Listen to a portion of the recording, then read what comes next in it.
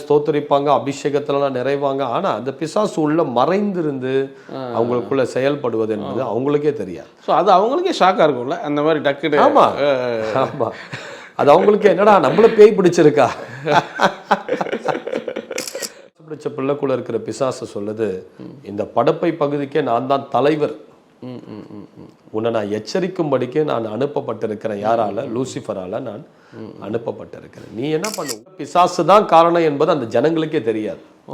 அவங்க நினைப்பாங்க தற்செயலா ஏதோ நடக்குது, இந்த கடன் பிரச்சனை, அந்த போராட்டம், அந்த கண்ணீர், அந்த சண்டை, இதெல்லாம் ஏதோ நம்ம தான் சரியில்லை. ஆனா இதுக்கு பின்பதாக அதை இயக்கி கொண்டிருக்கிற ஒரு வல்லமை.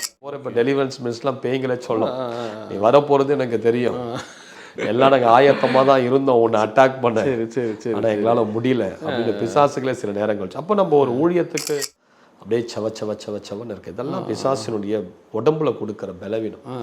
எலும்புகளை தாக்கும், கண் நரம்புகளை தாக்கும், தலையை தாக்கும், முடி உதிர்வு.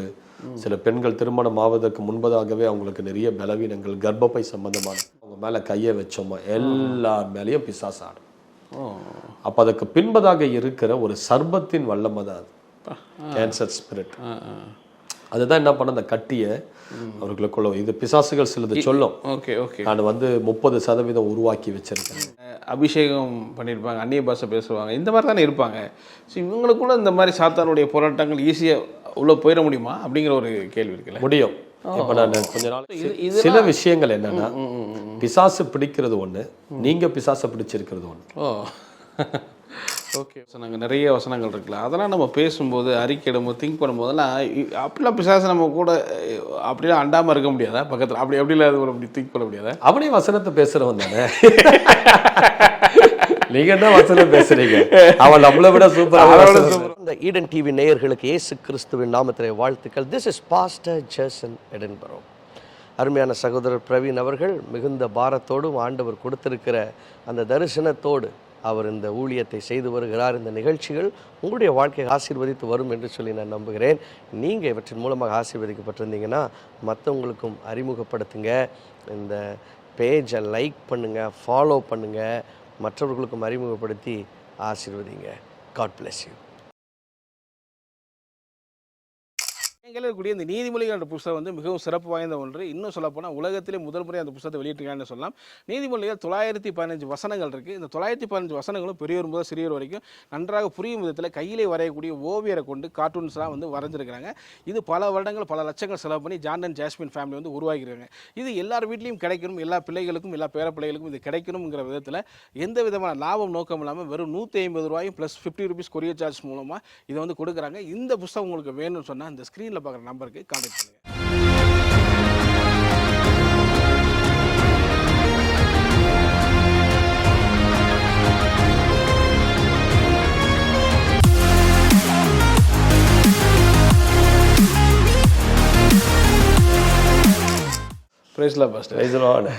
நல்லா இருக்கீங்களா? நல்லா இருக்கேன். நீங்க எப்படி இருக்கீங்க? ரொம்ப சூப்பரா இருக்கும். காட்ஸ் கிரேஸ் உங்களை திரும்பியும் பார்த்தது ரொம்ப மகிழ்ச்சி அளிக்குது. மகிழ்ச்சி, சந்தோஷம். கிட்டத்தட்ட ஆயிடுச்சு 1.5 வருஷம் ஆயிடுச்சு உங்களோட மீட் பண்ணி. உங்களுடைய ஊழியங்களை பார்க்கும்போது ரொம்ப சந்தோஷமா இருக்கு. ஓகே, பல இடங்கள்ல மீட்டிங்ஸ் போட்டுகிட்டே இருக்கிறீங்க, பல விடுதலைகள் மக்கள் ஆறாங்க. ஸோ திருப்பி ஒரு செகண்ட் செக்ஷன் எங்களுக்கு அப்பாயின்மெண்ட் கொடுத்ததுக்கு ரொம்ப நன்றி. நன்றி. Thank you very much. Okay master. So போன டைம் நிறைய விஷயங்களை நம்ம பேசணும். சாட்சியிலேருந்து நிறைய விஷயங்கள் அப்படியே பேசிக்காக தான் ஆரம்பித்தோம். இன்னும் நிறைய விஷயங்களை உங்கள்கிட்ட கேட்க நான் விரும்புகிறேன். ஒவ்வொரு டாபிக் ரிலேட்டடாகவே போகலான்னு பார்க்குறேன். ஓகே. ஸோ டெலிவரன்ஸ் மினிஸ்ட்ரி அதுலேருந்து நம்ம ஆரம்பிச்சோன்னா எடுத்தவொடனே பார்த்தீங்கன்னா அது பிசாசின் காரியங்கள். ஸோ மிராக்கிள் ஒரு பக்கம் இருக்குது, பிசாசின் காரியங்கள்ன்றது உங்கள் மினிஸ்ட்ரியில் ஒரு மிகப்பெரிய ரோல் வகிக்குது. ஸோ நிறைய வீடியோஸ் பார்க்கும்போது சரி, நிறைய மீட்டிங்ஸ் உங்களுடைய இதெல்லாம் பார்த்தாலே தெரியுது நிறைய மிராக்கிள்ஸ். இன்னொன்று தமிழ்நாட்டில் ஒரு டெலிவரன்ஸ் மினிஸ்ட்ரியில் ஒரு டாப் மோஸ்ட்டில் நீங்கள் வந்துட்டுருக்கிறீங்கன்னு வச்சுக்கிறேன். நிறைய அவங்க மீட்டிங் அட்டன் பண்ணுறாங்க, நிறைய பேர் கேட்கவும் செய்கிறாங்க. ஸோ நீங்கள் என்ன நினைக்கிறீங்க ஃபஸ்ட்டு இப்போது இந்த பிசாசினுடைய காரியங்கள் ஸோ எந்த அளவுக்கு ஒரு தாக்கத்தை மக்கள் மத்தியில் ஏற்படுத்துது அப்படி நீங்கள் என்ன ஃபீல் பண்ணீங்க? நிறைய இடத்துல மீட்டிங் போடுறதுனால அது மாதிரி கேட்க வரும். சாத்தானை எதிர்க்கக்கூடிய ஒரே மார்க்கம் கிறிஸ்தவ மார்க்கம் மட்டும்தான். மற்ற எந்த மதங்களும் சரி, எந்த குரூப்ஸும் சரி, சாத்தானை யாரும் எதிர்க்க முடியாது. ஏன்னா எல்லாமே அவனுடைய கட்டுப்பாட்டுக்குள்ளே தான் இருக்கிறாங்க.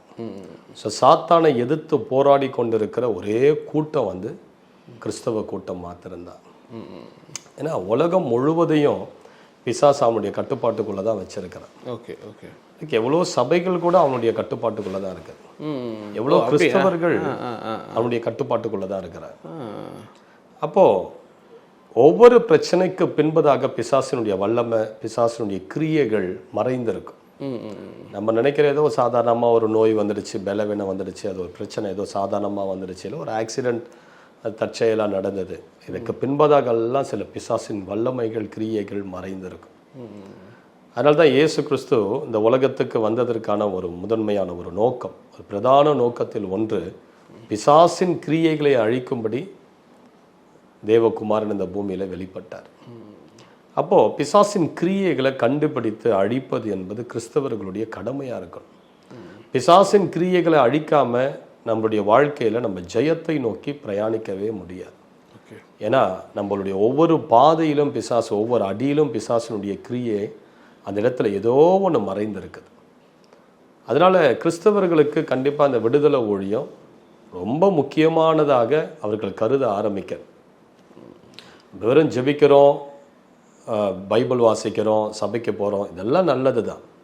ஆனால் நமது குடும்பத்துக்குள்ளே, நமது பிள்ளைகளுடைய வாழ்க்கைக்குள்ளே, திருமணத்துக்குள்ளே, நமது ஊழியங்களுக்குள்ளே என்ன மாதிரியான ஆவிகள் போராடி கொண்டு இருக்குது, என்ன மாதிரியான ஆவிகளின் கிரியைகள் இருக்கிறது என்பதை கண்டுபிடிச்சு அந்த ஆவியின் வல்லமையை அழிச்சாதான் அந்த குடும்பம் செழிக்க ஆரம்பிக்கும், அந்த நபருக்குள்ள ஒரு விடுதலை உண்டாக ஆரம்பிக்கும், சுகம் உண்டாக ஆரம்பிக்கும், ஊழியங்களில் ஒரு வளர்ச்சியை பார்க்க முடியும். ஏன்னா ஒவ்வொரு பகுதியும் பிசாசு தன்னுடைய கட்டுப்பாட்டுக்குள்ளே வைக்கணும்னு தான் ஆசைப்படும். அப்போது அவனை எதிர்க்கிற ஒரே மார்க்கம் யாருன்னா கிறிஸ்தவர்கள் தான். நம்ம மட்டும்தான் அவனை எதிர்த்துக்கிட்டே இருக்கிறோம். 2000 ஆண்டுகளாக இயேசு கிறிஸ்து இந்த பூமியில் வெளிப்பட்டது முதற்கொண்டு அவர் நமக்கு கற்றுக் கொடுத்த சத்தியம், என் நாமத்தினால பிசாசுகளை துரத்துவீர்கள், சத்தியத்தை அறிவீர்கள், சத்தியம் உங்களை விடுதலையாக்கும். பரிசுத்த ஆவியினால நமக்கு ஒரு விடுதலை, அபிஷேகத்தினால விடுதலை. அப்போது நம்ம இதெல்லாம் பயன்படுத்தி என்ன பண்ணிட்டோம், சாத்தானை எதிர்க்க ஆரம்பிக்கிறதுனால சாத்தான் என்ன பண்ணிட்டான், அதிகமாக எதிர்த்து கொண்டிருப்பது யாருன்னா கிறிஸ்தவர்களை தான். அதிகமாக எதிர்ப்பது கிறிஸ்தவ குடும்பங்களை தான், சபைகளை தான் பிசாசு அதிகமாக தாக்கி கொண்டு இருக்கிறார். இன்னைக்கு ஏன் நிறைய பாஸ்டர்ஸுடைய பிள்ளைகள் பார்த்தீங்கன்னா, நீங்கள் வேணால் கொஞ்சம் பாருங்கள், பாஸ்டர்ஸுடைய பிள்ளைங்க பார்த்தீங்க எல்லாம் ஒரு மாதிரி தான் இருப்பாங்க. எல்லாம் ஏதாவது ஒரு அடிக்ஷனில், உலகத்தில், கட்டில், பாவத்தில், இதில் விழுந்து போயிடுவேன். என் பொண்ணை வந்து 1st ஸ்டாண்டர்ட் சேர்க்க ஒரு ஸ்கூலுக்கு கொண்டு போயிருந்தேன். Okay okay okay. அப்போது அந்த பிரின்ஸிபல் என்கிட்ட பேசிக்கிட்டு இருக்கிறாங்க. அவங்க சொன்னாங்க, நீங்கள் என்ன பண்ணுறீங்கன்னு கேட்டாங்க. பாஸ்டர்ன்னு சொன்ன உடனே நான் மேலேருந்து கீழே வரைக்கும் பார்த்தாங்க. எனக்கு அவங்க பார்வையே ஒரு மாதிரி அன்கம்ஃபர்டபுளாக இருந்தது. என்னடா இப்படி பார்க்குறாங்க, கேவலமான ஒரு பார்வையாக தெரியுது. அப்போ அவங்க சொல்கிறாங்க, எங்கள் ஸ்கூலில் வேர்ஸ்ட் ஸ்டூடெண்ட்ஸ் எல்லாம் பாஸ்டர்ஸுடைய பிள்ளைங்க தான். வேர்ஸ்ட் ஸ்டூடெண்ட்ஸ், அடங்காதவர்கள், படிக்காதவர்கள், ஓகே ஓகே, டீச்சர்ஸ்க்கு கீழ்ப்படியாதவர்கள் எல்லாருமே பாஸ்டர்ஸ் பிள்ளைங்க தான். மற்ற பிள்ளைங்கள் கூட கிறிஸ்டியானிட்டியை தவிர்த்து மற்ற பிள்ளைங்கள் கூட கீழ்ப்படிதலோடு இருப்பாங்க, நல்லா படிக்க. ஆனால் இந்த ஊழியம் செய்கிறவருடைய பிள்ளைகள் தான் ரொம்ப அடங்காத, கட்டுப்பாட்டுக்குள்ள வராத அப்படி இருக்கிறார். ஸோ அது உடனே பக்கத்தில் இருக்கிற ஒரு நபர் சொன்னார், அவரும் அந்த ஸ்கூலில் ஒர்க் பண்ணுறது. அவர் சொன்னார், சரி சரி, that's because they are under a spiritual attack அப்படின்னு சொன்னாங்க. அது ஏன்னா அந்த பிள்ளைகள் ஒரு ஆவிக்குரிய தாக்குதலுக்குள்ளே இருக்கிறாங்க. ஏன்னா இவர்களுக்கு அடுத்தது அந்த சந்ததி தான் எழும்ப போகுதுன்னு பிசாசுக்கு தெரிய வருகிறதுனால என்ன பண்ணுறான், அந்த பிள்ளைகளை பிசாசை டார்கெட் பண்ணி அந்த பிள்ளைகளை சிறு வயதிலிருந்தே அவர்களுடைய செய்கைகளை, அவர்களுடைய பேச்சு, அவர்களுடைய எண்ணங்களை, அவர்களுடைய விருப்பங்களெல்லாம் அவனுடைய கட்டுப்பாட்டுக்குள்ளே கொண்டு வந்து அவருடைய சாட்சியை கெடுத்துட்டு அவங்கள என்ன பண்ணுறான், கம்ப்ளீட்டாக ஆண்டவருக்குள்ளேருந்து வெளியேற்றி உலகத்துக்குள்ளே கொண்டு போகிறதுனால அந்த பிள்ளைங்க வளர்ந்து வரும்போது அப்பா விட்ட ஊழியத்தை நான் செய்யணும், அப்பா போல் ஊழியம் செய்யணுன்ற விருப்பமெல்லாம் இழந்து அவங்க சாட்சி கெட்டவர்களாக மாறிடுறாங்க. ஸோ இதுக்கு பின்பதாக இருக்கிறது எதுனா பிசாசினுடைய கிரியை. Okay okay okay. அப்போது ஒரு கிறிஸ்தவர்களுக்கு டெலிவரன்ஸ் கண்டிப்பாக வேணும். டெலிவரன்ஸ் மினிஸ்ட்ரியில் ஒவ்வொருவரும் ஈடுபடணும். ஒவ்வொரு சபைகளுக்குள்ளேயும் டெலிவரன்ஸ் மினிஸ்ட்ரி கண்டிப்பாக இருக்கும். இல்லாத பட்சத்தில் நம்ம வெறும் வசனத்தை மட்டும் போதிச்சுட்டு சத்தியத்தை போதிச்சுட்டு நம்ம போகிறோம் என்ற பட்சத்துல சாத்தானுடைய வல்லம் அங்க அழிக்கப்படாது. சாத்தானுடைய கிரியை அந்த சபைக்குள்ள அப்படியே தான் இருக்கு. அதனால தான் சில சபைக்குள்ள நிறைய போராட்டம், குழப்பம், கோள் சொல்லுதல், குறை சொல்லுதல், அப்படி எழும்புவாங்க, உடனே அமைதியாயிடுவாங்க. இல்ல அப்படி யாராவது ஒருத்தர் எழும்பி கலகங்களை சொல்லி, குறைகளை சொல்லி, குற்றங்களை சொல்லி ஓல் சபையையும் என்ன பண்ணிடுவாங்க, கலைச்சு உடைச்சிருவாங்க. அப்போ இந்த விடுதலை ஊழியமானது நம்ம செய்யும் போது சபைக்கும் பெரிய ஆசீர்வாதம், நம்மளுடைய தேசத்துக்கும் அது பெரிய ஆசீர்வாதம். அப்போ விடுதலை ஊழியம்ன்றது இவ்வளோ இம்பார்ட்டண்ட்டாக இருக்குது. ஸோ இவ்வளோ அட்டாக் சாத்தான் வந்து நம்மளை கிறிஸ்தவர்கள் அட்டாக் பண்ணுறான் அப்படிங்கிறது. ஆனால் அதே மாதிரி இன்னொரு பகுதியில் நம்ம பார்த்தோன்னா கிறிஸ்தவ வட்டாரத்திலே ஒரு ஃபெய்த் டாக்டரினாக இருக்கட்டும், இல்லை ஒரு குரூப் ஆஃப் பீப்புள்ஸ் வந்து பிசாசை பற்றி ரொம்ப பேச வேண்டாம், அவன் வந்து அவன் கட்சிக்கிற சிங்கம் போல் இருக்கிறான், யாரை விழுங்கலாமோன்னு சுற்றிட்டு இருக்கிறான், ஸோ அவன் வந்து ஒரு இம்பார்ட்டண்ட் இல்லை, இயேசு சிலுவையில் வெற்றி சிறந்துட்டார், இந்த மாதிரியான ஒரு கான்செப்ட் இருக்குது. அதாவது ஒரு பாசிட்டிவான வேலை. பிசாசை பற்றி பேச வேண்டாங்க, இயேசுவை பற்றி நிறைய பேசுங்க இப்படி தான் சொல்லுங்கள். உங்கள்கிட்ட நிறைய இதில் வந்திருக்கும். ஸோ அந்த மாதிரி சொல்கிறவங்களுக்கு நீங்கள் என்ன சொல்ல வரும்? அது ஒரு அறியாமை. அது ஒரு அறியாமையா? அது ஒரு அறியாமை தான். Okay okay. ஜீசஸ் கிரைஸ்டனுடைய 80% ஆஃப் மினிஸ்ட்ரி வந்து டெலிவரன்ஸ் மினிஸ்ட்ரி தான். Okay okay. பிசாசுகளை துரத்தி வியாதிகளை குணமாக்கி கொண்டிருந்தார். ஏரோது வந்து அவரை பார்க்கணும்னு விருப்பப்பட்டு இயேசு அழைக்கும் போது கூட இயேசு என்ன சொல்றாருன்னா, இன்றைக்கும் நாளைக்கும் பிசாசுகளை துரத்தி வியாதிகளை குணமாக்கி 3ஆம் நாளில் நான் நிறைவடைவேன் அப்படின்னு சொல்றார். அப்போ ஜீசஸ் கிரைஸ்ட் பார்த்தீங்கன்னா அவருடைய ஊழியத்தின் ஆரம்பம் முதல் முடிவு வரையிலும் கடைசி நாள் வரையில என்ன பண்றாரு, இந்த டெலிவரன்ஸ் மினிஸ்ட்ரியை இயேசு கிறிஸ்து விடவே இல்லை. அப்ப இயேசு கிறிஸ்து என்ன சொல்றாரு, என்னை விசுவாசிக்கிறவன் நான் செய்த கிரியைகளை அவனும் செய்வான், என்னை காட்டிலும் நீ நிறையவே செய்யணும்னு சொல்றாரு. அப்போ இயேசு விடுதலை ஊழியம், நமது ஆண்டவராகிய இயேசு கிறிஸ்து விடுதலை ஊழியம் செய்தார்னா, அப்ப விடுதலை ஊழியம் செய்வது ஒவ்வொரு ஊழியக்காரருடைய கடமை. இன்றைக்கு நிறைய ஊழியக்காரர்கள் அந்த கிருபையை பெற்று தேவனிடத்துல வாங்குவது கிடையாது. இயேசு கிறிஸ்து 12 சீஷர்கள் அழைத்து அவர்களுக்கு என்ன சொன்னாரு? மத்தேயு 10:1 பார்க்கிறோம், பிசாசுகளை துரத்த வியாதிகளை குணமாக்க நான் உங்களை அதிகாரம் உள்ளவர்களாக ஏற்படுத்துறேன். லூக்கா 10வது அதிகாரத்துல வாசிக்கிறாங்க, ஒரு 70 பேரை நியமித்து அவர்களை கிராமமா 2 பேரா போய் சுவிசேஷம் அறிவிக்கும்படி அவர்களை அனுப்பி அவர்கள் போயிட்டு வந்து சொல்றாங்க, ஆண்டவரே உங்க நாமத்தினால பிசாசுகள்லாம் எங்களுக்கு கீழ்ப்படியுது அப்படின்னு சொல்றாரு. அப்ப ஆண்டவர் சொல்றாரு, வெரி குட், நீங்க அந்த கிராமங்களுக்குள்ள நீங்க பிசாசுகளை துரத்தும் போது வான மண்டலத்திலிருந்து பிசாசு மின்னலை போல நான் விழுகிறத கண்டு. அப்போ தேவ பிள்ளைகள் சபையானது கீழே விடுதலை ஊழியம் செய்யும் போது வான மண்டலத்தில் இருக்கிற அவனுடைய சத்துவம், வான மண்டலத்தில் இருக்கிற அவனுடைய ஆபீஸ், அவருடைய கிங்டம் என்ன பண்ணுது, அங்க குலுங்கி அது உடைய ஆரம்பிக்குது. அப்ப இந்த வான மண்டலத்திலிருந்து பிசாசு மின்னலை போல கீழே விழுந்தான் சொல்றது மாத்திரமல்ல, இப்ப என்ன பண்றாரு, தன் சீஷர்களுக்கு இன்னும் பலனை கொடுக்கிறார், இன்னும் அதிகாரத்தை. இது வரைக்கும் நீங்க செஞ்சது சாதாரண விடுதலை ஊழியம், ஆனா இனி நீங்க என்ன செய்ய போறீங்க, சர்ப்பங்களையும் தேள்களையும் மிதிக்கவும் சத்ருவினுடைய சகல வல்லமையை மேற்கொள்ள நான் உங்களுக்கு அதிகாரம் கொடு. அப்போ ப்ரொமோஷன் வருது. அப்ப நம்ம ஒரு விடுதலை ஊழியம் இறங்கும் போது அந்த ஊழியத்தை நம்ம நல்லா உண்மையா உத்தமமா அதை பவர்ஃபுல்லா செய்யும் போது தேவன் என்ன பண்றாரு, அடுத்த கட்ட பிசாசின் வல்லமையை முறியடிக்கிற ஒரு அபிஷேகத்தையும் அதிகாரத்தையும் நமக்கு தருகிறார். அப்போ விடுதலை ஊழியம் என்பது கம்பல்சரியா செய்தே. இது அவங்க அறியாமையில அவங்க சொல்றாங்கன்னு சொல்ல வரீங்க. அறியாமை, இன்னொன்று பயம். இது பேச வேண்டாங்க அப்படி சொல்லாமா? இன்னொரு பயம், பிசாசை தொட்டாதான் அவன் உங்களை தொடுவான். இப்போ ஒரு முறை நான் 2019 ஏற்கனவே ஷேர் பண்ணியிருக்கேன் நினைக்கிறேன். 2019 நான் ஃபாஸ்டிங் ப்ரேயர் 40 நாள் உபவாசம் இருந்து ஜெபம் பண்ணிட்டு இருக்கிறோம். அப்போ ஒரு பிசாசு பிடிச்ச ஒரு பிள்ளைய கொண்டு வராங்க. அந்த பிசாசு பிடிச்ச பிள்ளைக்குள்ள இருக்கிற பிசாசு சொல்லுது, இந்த படப்பை பகுதிக்கே நான் தான் தலைவர், உன்னை நான் எச்சரிக்கும்படிக்கு நான் அனுப்பப்பட்டிருக்கிறேன். யாரால? லூசிஃபரால நான் அனுப்பப்பட்டிருக்கிறேன். நீ என்ன பண்ண, ஊழியம் செய், எங்களை பாதிக்காத ஊழியம் செய். ஸோ இப்போ நீங்க சொல்றீங்க தெரியுமா, ஏன் சில பேர் பிசாசு டெலிவரன்ஸ்குள்ளலாம் வருத்தலைன்னா, அது அவனை பாதிக்காத ஊழியங்கள். அவனை பாதிக்காத ஊழியத்துல அவனும் பாதிப்பை ஏற்படுத்த மாட்டான், ஏன்னா அவனை அது பாதிக்கல. நீங்க வெறும் ஃபெய்த் ப்ராஸ்பெரிட்டியே சொல்லி கொடுத்துருக்கிறதுனால பிசாசுகிட்டையும் ப்ராஸ்பெரிட்டி காஸ்பல் இருக்குது.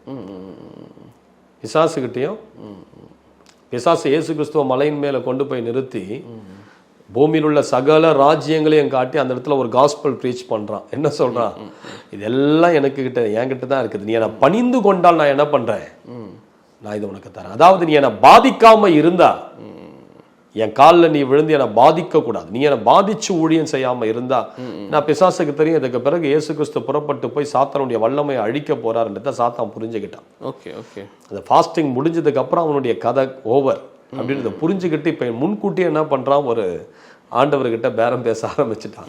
என்னை பாதிக்காத, நீ எனக்கு நீ பணிந்து நீ என்ன பண்ணு அப்படி ஊழியம் செஞ்சுட்டா, நான் உனக்கு சகல ஆசீர்வாதங்களையும் தரேன். அப்போ இதுதான் இப்போதைக்கு உள்ள கிறிஸ்தவ வட்டாரத்துக்குள்ள நடக்குது. அவனை பாதிக்காத ஊழியங்கள் நிறைய எழும்பி இருக்கிறதுனால பிசாசு என்ன பண்றான், அவங்கள எதுவும் டச் பண்றதில்லை. அவங்க வெறும் ப்ராஸ்பெரிட்டி, ஆசீர்வாதம், நீ இப்படி இரு, செழிப்போடு இரு, விசுவாசத்தோடு இரு அப்படின்னு சொல்லி முடிச்சிடறாங்க. பட் பிசாசின் கிரியையை அழிக்கிறதுக்கு, அதனால தான் அந்த சபையிலிருந்து நிறைய பேர் இங்க வராங்க. நிறைய பேர் அப்படிப்பட்ட சபையில பிசாசு அவங்க துரத்துக்கிறதுனால இருக்கிறதுனால, சரி சரி சரி, இப்ப அப்படிப்பட்ட சபையில இருந்து பிசாசு பிடிச்சவங்க எல்லாம் இங்க வராங்க. அவங்க சொல்லுவாங்க, எங்க பாஸ்டருக்கு அந்த கிருபை இல்லை, எங்க பாஸ்டர் தொட மாட்டாரு, எங்க பாஸ்டர் அதை பிசாசுனா அதெல்லாம் ஒண்ணு இல்லைன்னு சொல்லி அனுப்பிடுறாரு. ஆனா எவ்வளோ ஜனங்க வந்து போராடி கொண்டுதான் இருக்கு, எவ்வளோ ஜனங்க அந்த பிரச்சனையில இருந்து கொண்டுதான் இருக்கு. ஒரு ஊழியக்காரர்கிட்ட இது மாதிரி தான் ஒரு பிசாசு பிடிச்ச பெண்ணை கூட்டிட்டு போனாங்க. உண்மையா நடந்த சம்பவம். போன உடனே அவர் பார்த்தாரு, இயேசுவின் நாமத்தினால போன்னு சொன்னாரு. அந்த பிசாசு போல, ஏன்னா அவர்கிட்ட அந்த அதிகாரமும் வல்லமையும் கிடையாது. உடனே என்ன சொல்லிட்டாரு, சரி நீங்க போயிட்டு 10 நாள் கழிச்சு இந்த பிள்ளைய உபவாசம் போட்டு திரும்பி கூட்டிட்டு வாங்க, நான் ஜெபிக்கிறேன்னு சொல்லி அனுப்பிட்டேன். இந்த பிள்ளைய கூட்டு போனாங்க, 10 நாள் கழிச்சு கூட்டு வந்தாங்க. இயேசுவின் நாமத்தில் சொன்னாரு. அது சொல்லிடுச்சு, என்னால நீ உங்ககிட்ட இருக்கிற வல்லமையை வச்சு நான் துரத்த முடியாதுன்னு சொல்லிடுச்சு. அப்புறம் என்ன சொன்னாரு, சரி நான் இந்த பிசாசை துரத்துனேன்னா இந்த மகளை கூட்டிக்கிட்டு போய் அந்த மகள் பொட்டு பூவு இந்த கலர் ட்ரெஸ் எல்லாம் எடுத்துட்டு ஒயிட் சாரியை கட்டிக்கிட்டு வர சொல்லுங்க, பொட்டு பூ எதுவுமே இருக்கக்கூடாது, கொலுசெல்லாம் வர சொல்லுங்க. திரும்பி அவங்க போய் ஒரு 3 நாள் கழிச்சு அதே மாதிரி போட்டுட்டு கூட்டிக்கிட்டு வந்தாங்க. அப்பயும் அவரால் துரத்த முடியல. அதுக்கு 2 நாள் கழிச்சு அந்த மகள் தற்கொலை செஞ்சு செத்து போயிட்டான். அப்போ அவ்வளோ தருணங்கள் அந்த ஊழியக்காரருக்கு இருந்தும் அவர் என்ன பண்ணிட்டார், துரத்த முடியாத போனதுனால அந்த பிசாசு கொண்டே போட்டுடுச்சு. Okay okay. இன்னைக்கு நிறைய பேர் அப்படி வந்து சொல்லுவாங்க, ஐயா அந்த ஊழியக்காரர்கிட்ட கூட்டிட்டு போனேன், துரத்த முடியாத, என் பிள்ளை செத்துட்டான், 2 நாள்ல செத்துட்டான், 3 நாள்ல செத்துட்டான். இப்போ சமீபத்தில் ஒரு போன வாரம் ஒரு அம்மா வேதனையோட சொன்னாங்க, ஒரு சின்ன பையன், ஒரு 9-10 வயசு பையன் 8வது மாடியிலிருந்து கீழே வந்து செத்துட்டான். பிசாசின் போராட்டம். அவங்க சொன்னாங்க, ஐயா எவ்வளோ முறை அங்கே கூட்டிட்டு வரணும்னு நினைச்சோம், எங்களால் தடைப்பட்டு போச்சு, எங்கள் ஊழியக்காரெல்லாம் அந்த பையனை விடுதலையாக்க முடியாததுனால என் மகன் 8வது மாடியிலேருந்து கீழே விழுந்து நொறுங்கி செத்து போயிட்டான். எதனையோடு சொன்னான். அப்போது டெலிவரன்ஸ் மினிஸ்ட்ரி எந்த அளவுக்கு ஒரு சபைக்கு தேவை. ஒவ்வொரு சபையும் ஒரு பார்ட் ஆஃப் மினிஸ்ட்ரி, அட்லீஸ்ட் இதை வந்து பிரைமரி ஃபோக்கஸாக வைக்காத, டெலிவரன்ஸை வந்து பிரைமரியாக கூட வைக்கணுன்ற அவசியம் இல்லை. பட் ஒவ்வொரு திருச்சபையிலையும் ஒரு டெலிவரன்ஸ், ஒரு ஹீலிங் மினிஸ்ட்ரி மாசத்துல ஒரு பார்ட் ஆஃப் மினிஸ்ட்ரியாவது இருந்தா அந்த சபை மக்களுக்கு அது மிகுந்த ஆசீர்வாதமா இருக்கும். ஒண்ணு, அந்த ஊழியக்காரர் அந்த விடுதலை அபிஷேகத்துக்குள்ள ஒரு ஆப்ரேட் பண்ணணும். அப்படி இல்லைன்னா விடுதலை ஊழியம் செய்கிறவர்களை எடுத்து மாசத்துக்கு ஒரு முறை அந்த சபையில பயன்படுத்த ஆரம்பிச்சுட்டாங்கன்னா, அந்த சபையில எவ்வளோ கட்டுண்ட ஜனங்க இருப்பாங்க, வியாதியில இருப்பாங்க, மந்திர கட்டுல இருப்பாங்க, பரம்பரை சாபத்துல இருப்பாங்க. இப்படிப்பட்ட ஜனங்களுக்கு அது மிகுந்த புரோஜனமா இருக்கும். இல்லைன்னா என்ன ஆகும் தெரியுங்களா, சபையில இருந்து ஜனங்க வெளியே போய் அங்கங்க சுத்த ஆரம்பிப்பாங்க. அதனாலதான் இப்ப நிறைய சபையில இருந்து ஜனங்க இங்க வர்றது காரணம். ஏன்னா அவங்க அதுக்கு முக்கியத்துவம் கொடுக்காதனால தான் ஜனங்க என்ன பண்ணுது, விடுதலை ஊழியம் யார் யார் செய்யறா யூடியூப்ல பார்த்து அவங்க கூட்டங்களுக்கு போக ஆரம்பிக்கும். இங்க மக்களுக்கு என்ன நோக்க பார்வை இருக்குன்னா, பிசாசுனா அவங்க பிடிச்சவங்க ஆடுவாங்க, அப்போதான் பிசாசு பிடிச்சவங்க. ஒரு இடத்துல என்ன சொன்னாங்க, ஆடுறவங்கள கூட துரத்திடலாம், ஆடாதவங்கள துரத்துறது ரொம்ப கஷ்டம். சரி, இது வந்து அவங்களுக்கே அறியாமல் இருக்காங்களா கேட்குறேன். இப்போ மக்களே பட் சாத்தானுடைய இதில் தான் நம்ம அட்டாக்ல இருக்கோங்கிறது அறியாமல் கூட அவங்க அந்த மாதிரியான, அதாவது நீங்க சொல்ற மாதிரி ஆடுற பிசாசை கூட துரத்திடலாம், ஆனா ஆடாத பிசாசை துரத்துறது தான் டிஃபிகல்ட். Okay okay okay. சில பிசாசுகள் ஆடும், சரி, சில பிசாசுகள், ஏன்னா அந்த இடத்துல தேவனுடைய மகிமை இறங்குறதுனால அந்த பேய்களால் அங்க இருக்க முடியாது. சரி சரி. ஏன்னா தேவனுடைய பிரசன்னமே ஒரு அக்கினி, அந்த அக்கினி அங்க இருக்கிறதுனால தான் இது என்ன பண்ணுது, அதால அந்த இடத்துல இருக்க முடியாது, அது அலறிக்கிட்டு அந்த உடம்புல இருந்து வெளியே வருது. இது ஒரு விதமான டைப். 2வது டைப் வந்து அது ஆடாத உள்ளே உட்கார்ந்து இருக்கு, வெளியே காட்டிக்காது, அது வெளியவே வராது. அவங்களுக்கு அப்படி இருக்க முடியுமான்னு கேட்குறேன். இப்போ நீங்கள் வசனத்தெல்லாம் கேட்கும்போது அப்படிலாம் ஆடாமல் அப்படியே இருக்க முடியுமா? அது வந்து அப்படியா? அந்த மாதிரியான ஆவிகளை என்ன பண்ணணும்? கரங்களை வைத்து தான் துரத்தணும். ஓ, டச் பண்ணாதான் அவங்க இப்ப இயேசு கிறிஸ்து 18 வருஷமா பலவீனப்படுத்துகிற வியாதி உள்ள ஒரு பெண்ணை பார்க்கிறாரு. அப்ப பலவீனமான ஒரு பலவீன ஆவி பிடிச்ச ஒரு ஸ்திரீனை பார்க்க இயேசு உடனே என்ன பண்றாரு? அந்த ஆவியை அதட்டுறார். அதட்டுனா உடனே அந்த ஆவி என்ன பண்ணுது? அவளை விட்டு வெளியே போகுது. அப்ப சில ஆவிகளை அதட்டி துரத்தணும். Okay okay. அதட்டுனாலே சில ஆவிகள் என்ன பண்ணும்? அந்த சரீரத்தை விட்டு வெளியே போயிடும். சில ஆவிகளை இயேசு கிறிஸ்துவின் நாமத்தினால எதிர்த்து நின்று துரத்தணும். சில ஆவிகளை இயேசுவின் ரத்தத்தை கொண்டு ஃபைட் பண்ணி அதை முறியடிக்கணும். சில விதமான வல்லமைகளை கர்த்தருடைய வாக்கு தத்தத்தை சொல்லி சொல்லி சொல்லி சொல்லி சொல்லி ஆவியின் பட்டயமாகிய அப்படியே வசனத்தை பேசி நம்ம துரத்தணும். சில ஆவிகளை நம்ம துரத்த அவங்க மேல கைகளை வைக்கணும். கைகளை வச்சாதான் அந்த வல்லம் அவங்க மேல இருந்து உடையும். Okay okay okay. இதான் லேயிங் ஆன் ஆஃப் ஹேண்ட்ஸ் அப்படின்னு பைபிள்லயே இருக்கு. கைகளை வைக்குதல் என்ற ஒரு உபதேசமே இருந்திருக்கு அப்போஸ்தலர்களுடைய உபதேசத்துல. சிலர் மேல அவசரப்பட்டு கையை வைக்காத அந்த வசனத்தையும் சுட்டி காட்டுறாங்க. இல்ல, அது அவசரப்பட்டு கையை வைக்காதன்ற அந்த கான்டெக்ஸ்ட் வேற. அவசரப்பட்டு ஒருத்தனை ஊழியத்துக்கு நியமிக்காதன்றதுதான் அந்த அர்த்தம். ஓகே. பிசாசு தொடர்ந்து அவசரப்பட்டு ஒருத்தனை ஊழியத்துல நியமிச்சிடாத, அவனை அப்பாயிண்ட் பண்ணிடாதுன்னு தான் அந்த வசனம். அதோடைய கான்டெக்ஸ்ட் வேற. சரி சரி சரி. பட் கைகளை வைப்பது என்பது சில பேர் மேல பிசாசுகளை கையை வச்சு அதை நம்ம என்ன பண்ணணும்? துரத்தணும். இப்ப இயேசு கிறிஸ்து கிட்ட நிறைய ஊமையும் செவிடுமான ஆவியை கொட்டிட்டு இயேசு உடனே என்ன பண்றாரு? அப்படி விரலை எடுத்து அவனுடைய காதுகளுக்குள்ள வைக்கிறார். அப்படியே உமிழ்நீரை தொட்டு அவனுடைய நாவலை வைக்கிறார். அப்போ ஆண்டவர் அந்த இடத்துல அவனுடைய விரல்கள் கொண்டு கரங்களை கொண்டு தொட்டு அந்த ஆவிகளை என்ன பண்றாரு? ஊமையும் செவிடுமான ஆவியே வெளியே போ அப்படின்னு. அப்ப சில நேரங்கள்ல ஒரு தேவ மனிதன் அபிஷேகத்துல நிரம்பி இருக்கும்போது அப்படியே கரங்கள் அந்த பிசாசு பிடிச்ச ஜனங்க மேல வைக்கும் போது என்ன பண்ணோம்? அந்த வல்லமைகள்லாம் அந்த சரீரத்தை ஒட்டஞ்சு அவைகள் வழி. இது ஒரு விதமான டைப் தான். இந்த டெலிவரன்ஸ் மினிஸ்ட்ரியில் அது ஒரு வழி. அதனால தான் எல்லாருக்குமே நம்ம கூட்டத்தில் முடிச்ச உடனே எல்லாரையும் அனுப்புறது கிடையாது.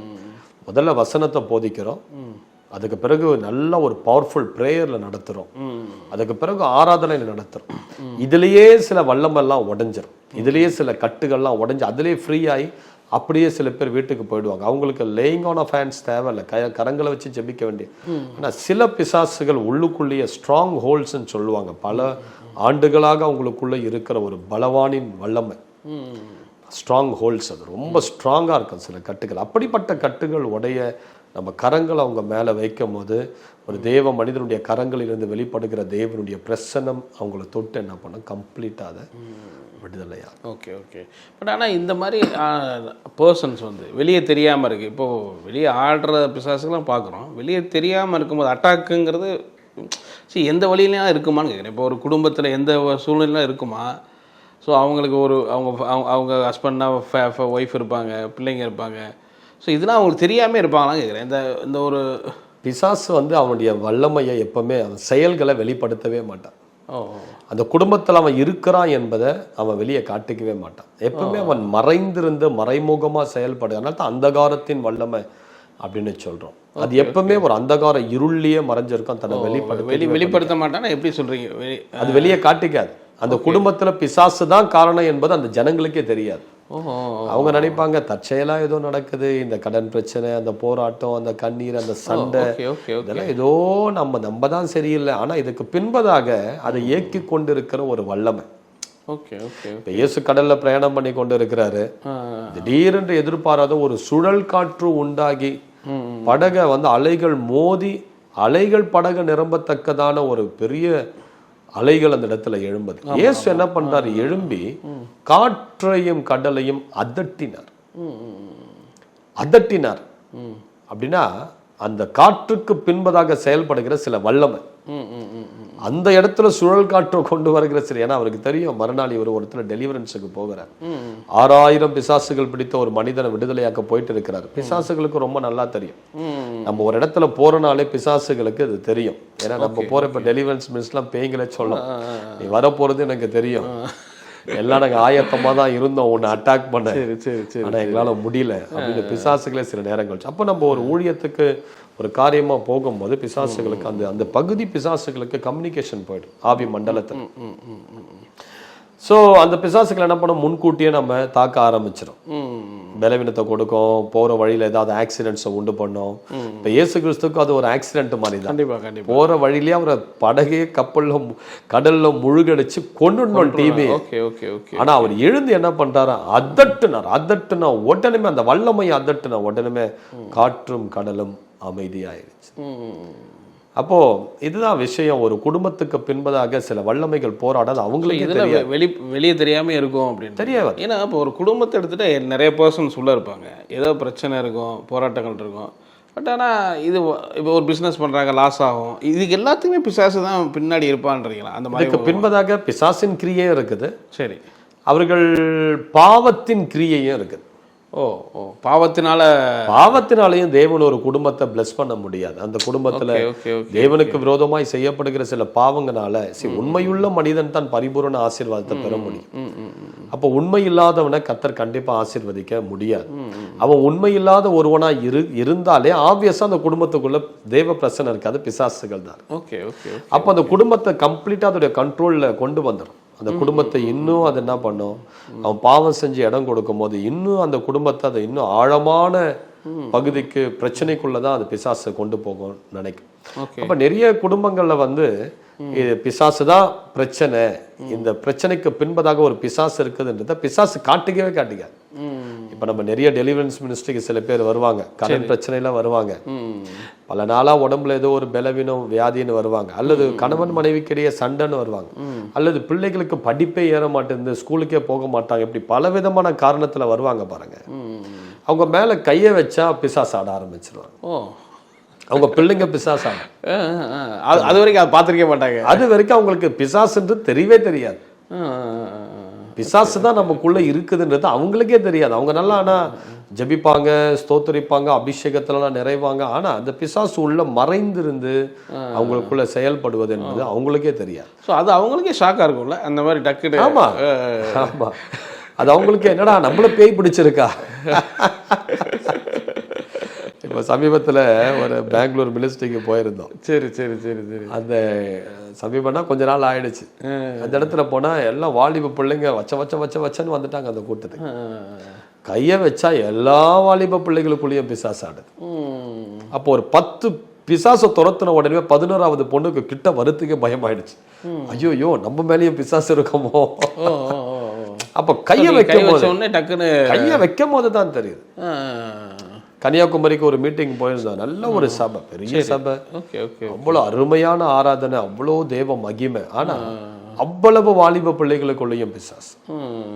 அப்போ ஒரு விடுதலை இல்லாமையே அவங்க என்ன பண்றாங்க, ஆராதிக்கிறாங்க, ஊழியம் செய்யறாங்க, மியூசிக் வாசிக்கிறாங்க, எல்லாம் பண்றாங்க. ஆனா அவங்க மேல கையை வச்சாதான் அந்த உள்ள இருக்கிற அந்த வல்லம் அவங்களுக்குள்ள இருந்து வெளியே அவங்க அப்பா அம்மா எல்லாம் ஆணு பாப்புறாங்க. எத்தனைக்கும் அவங்க அப்பா அம்மா அந்த சபையில மூப்பர். அவங்க அப்பா அம்மாவுக்கு ஒரே அசிங்கமா படிச்சோம், என் பிள்ளையா பிசாசாடுறான், உங்க பிள்ளை தான் பிசாசாடுறான். சரி, இதுக்கு தான் டெலிவரன்ஸ் மினிஸ்ட்ரி ரொம்ப முக்கியம். பட் இப்படிலாம் நீங்க இது பண்ணும்போது சிலருக்கு இதாக வாய்ப்பு இருக்குல்ல. இப்போ நீங்க இவர் ஏதோ திடீர்னு ஏதோ பண்ணிட்டாரா அப்படிங்கிற அப்படிலாம் அவங்கள்ட்ட இது பண்ணி கேட்டிருக்காங்களா?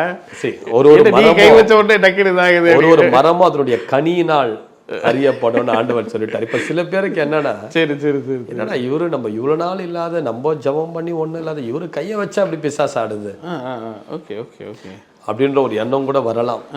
பட் நம்ம அதுக்கு ஒன்றும் பண்ண முடியாது. தேவ வல்லமை அங்க வெளிப்பட்டு அந்த பிசாசு வெளியே வந்து, இப்ப பிசாசு இருக்கிறவங்க வெளிப்படும். இப்ப பிசாசு நல்ல ஒரு ஹோலியா ஒருத்தர் இருக்காங்கன்னா அவங்களுக்கு இந்த மாதிரி ஒன்றும் இருக்காது. சில போராட்டங்கள் இருக்கு, ஆனா ஜெபம் பண்ணதுக்கு அப்புறம் அது கிளியர் ஆயிடும். அவங்களுக்கு அந்த இதெல்லாம் எல்லா பிசாசுமே ஆடாது. அதான் நான் சொல்றேன், எல்லா பிசாசுமே ஆடுறது கிடையாது. சில பிசாசுகள் வெளியே இருந்து கை வச்சாலுமே ஆடாத பிசாசு இருக்கு. ஆமா ஆமா, சில பிசாசுகள் வெளியே இருந்து ஆனா அவங்களுக்குள்ளேயும் போராட்டம் இருக்கு, அவங்களுக்குள்ளேயும் போராட்டம் இருக்கு. ஆனா உள்ள வந்து இப்ப பேதுரு இயேசு கிறிஸ்து சொல்றாரு, ஆண்டவரே நீங்க எருசலேமுக்கு எல்லாம் போக கூடாது, நீங்க சிலுவையில எல்லாம் மரிக்க போறேன்னு சொல்றீங்க, நான் அதெல்லாம் அலோ பண்ண மாட்டோம், என்ன சொல்றீங்க, நீங்க சாக போறேன்னு பேசிக்கிட்டு இருக்கீங்க, இதெல்லாம் சரிப்பட்டு வராதுன்னு. இயேசு உடனே திரும்பி பேதுருவை அதற்றார். நீ தேவனுக்குரியவைகளை சிந்திக்காமல் மனுஷனுக்குரியவைகளை சிந்திக்கிறாய், போ. அதட்ட நான் உடனே அவன் கிளியர் ஆகிறான்.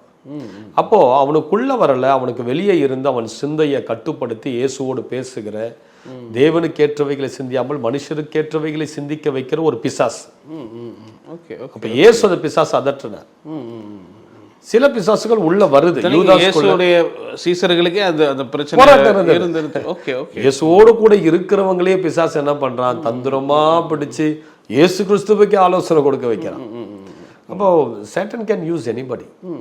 இதுக்கு தான் நம்ம ரொம்ப ஜாக்கிரதையா சத்தியத்துல ஜெபம் பண்ணி தேவ சித்தம் இருக்குதா இல்லையா என்பதை அறிந்து அதில் நடக்கும் போது சாத்தானுடைய வல்லமையை கண்டுபிடிச்சு அதை இந்த மாதிரி இப்போ நீங்கள் சொல்கிறீங்களே, இப்போ போகிற இடத்துல பிசாசு அவன் தான் ஆடாத ஆள் கூட டக்குன்னு கை வச்சா இதாகிடுது தெரியுது. பட் அவங்களுக்குள்ள இருந்திருக்குன்னா என்னவா இருந்திருக்கும், உள்ள இருந்து ஏதாவது அவங்க லைஃபே இது பண்ணிட்டு இருக்குமான்னு கேட்குறேன். அந்த மாதிரி ஒரு அவங்களுக்கு உள்ளுக்குள்ளேயே அந்த பிசாசு வந்து பல ஆண்டுகளாக குடி இருந்திருக்கும். ஓ ஓ ஓ ஓ ஓ மீன்ஸ் நீங்க மைண்டை சொல்றீங்களா? மைண்டுக்குள்ள அப்படி உள்ள அவங்களுக்குள்ளேயே அது செயல்படுங்கிறது என்ன மாதிரி விளக்குறீங்க? அதாவது பிசாசு வந்து நம்ம உடம்ப வந்து பிடிக்கிற விஷயத்துல வந்து சில ஆவிகள் உடம்ப பிடிச்சிருக்கு. சரி சரி. அந்த உடம்ப பிடிச்சிருக்கும் போது அந்த உடம்புல அவங்களுக்கு வந்து கட்டுக்கடங்காத இச்சை உணர்வுகள் உண்டாகும். அந்த உடம்புல பலவீனங்கள் உண்டாகும். இதெல்லாம் ஒரு அடையாளம். இதெல்லாம் அடையாளம். சில பேருக்கு அந்த கால்ல எல்லாம் புண்ணு வந்து அந்த புண்கள் ஆறாது பாருங்க. அந்த காலெல்லாம் ஒரே கருப்பா அப்படியே ஒரு மாதிரி கருப்பான தோள்கள் வந்து காலெல்லாம் புண்ணா அப்படியே சவச்சவன்னு இருக்கு. இதெல்லாம் பிசாசினுடைய உடம்புல கொடுக்கிற பலவீனம். எலும்புகளை தாக்கும், கண் நரம்புகளை தாக்கும், தலையை தாக்கும், முடி உதிர்வு. சில பெண்கள் திருமணம் ஆவதற்கு முன்பதாகவே அவங்களுக்கு நிறைய பலவீனங்கள், கர்ப்பப்பை சம்பந்தமான பலவீனங்கள். இந்த மாதிரி பிசாசு ஒரு உடம்பை பிடிக்குதுன்னா அந்த பலவீனமான இருந்த அந்த ஸ்திரீ 18 வருடமா பலவீனப்படுத்துகிற ஆவி எங்க இருந்தது? அப்படியே உடம்புல இருந்தது. Okay okay okay. பலவீனப்படுத்துகிற ஆவி எங்க இருந்தது? காதுகள்லையும் நாவையும் கட்டி வச்சிருந்தது. ஊமையும் குருடுமான ஆவி, செவிடும் ஊமையுமான ஆவின்னு சொல்லி தான் இயேசு அதை என்ன பண்றாரு, துரத்துறாரு. அப்ப சில பிசாசுகள் நம்ம உடம்பை பிடிக்கும் போது அந்த உடம்புல திடீரென்று வரக்கூடிய சில வலிகள், நெஞ்சு வலி, சில கட்டி, சில இந்த கேன்சர் கட்டிக்கு பின்பதாகலாம் பிசாசின் வல்லமை தான். இதெல்லாம் இயற்கையா வருவது கிடையாது. ஓ ஓ அப்படியா? இதுக்கு பின்பதாக ஏதோ கொஞ்சம் பெர்சன்டேஜ் தான் இயற்கையா வருவது. Okay okay. என்னுடைய நிறைய ஊழியர்களுக்கு இந்த மாதிரி இருக்கு. இது வரைக்கும் கேன்சர் யாரெல்லாம் கேன்சர்னு வந்து அவங்க மேல கையை வச்சோமோ எல்லார் மேலேயும் பிசாசு ஆடும். அப்ப அதுக்கு பின்பதாக இருக்கிற ஒரு சர்பத்தின் வல்லமை தான் அது, கேன்சர் ஸ்பிரிட். அதுதான் என்ன பண்ண அந்த கட்டியை அவர்களுக்குள்ள இது பிசாசுகள் சிலது சொல்லும். Okay okay. நான் வந்து 30% உருவாக்கி வச்சிருக்கிறேன், 50% உருவாக்கிட்டேன், இன்னொரு 3 மாசம்தான் இவங்களுக்கு டைம்னு பிசாசுகளே சில நேரங்களில் அறிக்கையிட ஆரம்பிக்கும். அப்போ இதுக்கு பின்பதாகலாம் சில சர்பத்தின் வல்லமைகள் போராடி அந்த உடம்பை கட்டுப்படும். சில ஆவிகள் நமது உணர்வுகள்னா ஆத்மா, mind, will and emotion. Mind, will and emotion தான் நம்முடைய சோல். சில ஆவிகள் இந்த சோலை பிடிச்சிருக்கு, இந்த உடம்புல பிடிச்சிருக்கிற ஒரு விதமான வல்லமைகள் உண்டு. சில ஆவிகள் இந்த எமோஷனை பிடிக்கும். எமோஷனல் மைண்ட் அப்படி சொல்லலாமா? Mind. Okay okay. Mind, will, emotion. Okay okay. மைண்ட்னா சிந்தை. சிந்தையை கட்டி வச்சிருக்கோம். சிந்தையை கட்டிடுச்சுன்னா அவங்க தான் ஒரு மாதிரி பிரம்ம பிடிச்ச மாதிரி இருப்பாங்க. அவங்களால யோசிக்க முடியாது. ஞாபகம் மருதி நிறைய இருக்கும். அவங்களுக்குள்ள அந்த சிந்தையில தான் மனுஷருக்கேற்றவைகளையே சிந்திப்பாங்க. தேவனுக்கேற்றவைகளை அவங்களால சிந்திக்கவே முடியாது. திங்கிங்கே அப்படி. ஆமா, வேர்ட்லி திங்க் அப்படி சொல்லலாம். ஆமா, வேர்ட்லி திங்க். Okay okay. சில பேர் வேர்ட்லி திங்கிங் இருக்கும், அவங்களுக்கு நெகட்டிவான திங்கிங் தான் அதிகமா இருக்கு. இப்ப நேற்று ஒரு பிள்ளை விடுதலை கூட்டத்துக்கு வந்திருந்தா. சரி ஓகே ஓகே. அந்த கூட்டத்துக்கு வந்து அந்த பிள்ளை இப்படி சொல்றா, பாஸ்டர் நீங்க வந்து சாத்தான உங்க கால்களுக்கு கீழா மிதிங்க நீங்க சொல்லிட்டு இருந்தீங்க. ஆண்டவர் வந்து உனக்கு மேல இருக்கிறாரு, அவர் உன் தலை மேல சிங்காசனத்துல இருக்கிறாரு, சாத்தான் உன் கால்களுக்கு கீழே இருக்கிறான், அவனை மிதி அப்படின்னு சொல்றீங்க. ஆனா எனக்குள்ள இருக்கிற என் சிந்தையில பிசாசு என்ன சொல்றானா, இதை ரிவர்ஸா பண்ணு, இதை ரிவர்ஸா பண்ணு, சாத்தான உன் மேல சிங்காசனத்துல ஏத்தி ஆண்டவர் உன் கால்களுக்கு கீழே கொண்டு வா. இப்படி இதுதான் சிந்தையில இருக்கிற சேஞ்சஸ் கொண்டு வருது. ஆமா. சோ தேவனுக்கு ஏற்றவைகளை சிந்தியாமல் மனுஷருக்கு ஏற்றவைகளை, உலகத்துக்கு ஏற்றவைகளை சிந்திக்க வைக்கிற ஒரு வல்லமை நம்ம அவங்களுடைய சிந்தையில பயங்கரமா போறாங்க. அதனால்தான் 2 கொரிந்தியர் 10 ஆண்டவர் சொல்றாரு, எங்களுடைய போராயுதங்கள் மாம்சத்துக்கு ஏற்றவைகளாயிராமல் அரண்களை நிர்மூலமாக்குவதற்கு தேவ பலன் உள்ளவைகளாக இருக்கிறது. அவைகளினால் நாங்கள் மேட்டிமையான எல்லா எண்ணங்களையும் எல்லா சிந்தையையும் கிறிஸ்துவுக்கு கீழ்ப்படிய நாங்கள் என்ன பண்றோம்? சிறைப்படுத்துகிறோம். என்னுடைய சிந்தையை, எண்ணத்தை கிறிஸ்துவுக்கு கீழ்ப்படிய நாங்கள் சிறைப்படுத்துகிறோம். அப்போ பிசாசு இந்த மைண்டை பிடிக்கும் போது என்ன பண்ணோம்? அதனுடைய கண்ட்ரோல் நம்மளை அது சிறைப்பிடிச்சு வச்சிருக்கும் மைண்ட். அதனால தான் சில பேர் அப்படியே ஒரு மாதிரி உலகத்திலேயே இருப்பாங்க. அந்த உலக காரியம், உலக எண்ணம், அப்படியே அந்த சிந்தை ஃபுல்லாக பார்த்தீங்கன்னா அவங்களுக்கு ஊழியம், ஜபம், பைபிள் இதுக்குள்ளேயே போகவே போகாது. இப்போ நிறைய பேர் சொல்கிறாங்க என்னால் ஜபிக்கவே முடியலன்னு சொல்லிட்டு வருவாங்க, பைபிள் வாசிக்கவே முடியல, சபைக்கு போகிற எண்ணமே வரலை. என்னன்னா மைண்டு கட்டப்பட்டிருக்கு. அப்போ அந்த மைண்டுக்குள்ள பிசாசுடைய வல்லமை பயங்கர. எனக்கு இது ஆக்சுவலாக ரட்சிக்கப்பட்ட புதுசில் எனக்கு அந்த மைண்டில் ஒரு வல்லமை கட்டு இருந்தது.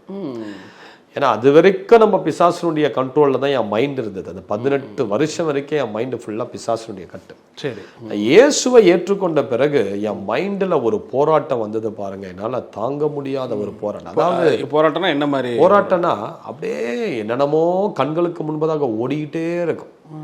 அசுத்தமான எண்ணங்கள் அப்படியே கண்களுக்கு முன்பதாக வந்துகிட்டே இருக்க, தவறான படங்கள், தவறான அந்த காட்சிகள் எல்லாம் அப்படியே கண்ணுக்கு முன்னாடி ஓடிக்கிட்டே இருந்தது சிந்தையில்.